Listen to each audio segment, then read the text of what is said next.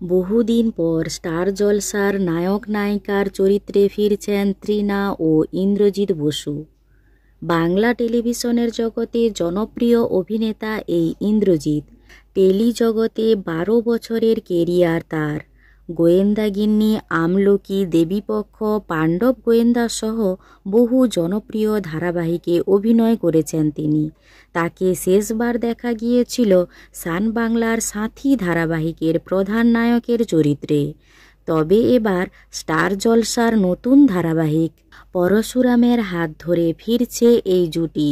সম্প্রতি সামনে এসেছে স্টার জলসার পরিবার অ্যাওয়ার্ডের প্রোমো, আর সেখানেই জলসার বর্তমান জুটিদের পাশাপাশি দেখা মিলল অভিনেতা ইন্দ্রজিৎ বসুর সাথে ছোট পর্দার গুনগুন ওরফে অভিনেত্রী তৃণা সাহাকে।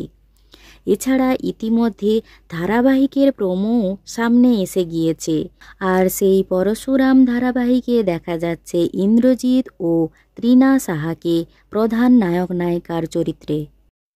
ভিডিওটি ভালো লাগলে একটি লাইক করে পিউ14 পেজটি ফলো করুন।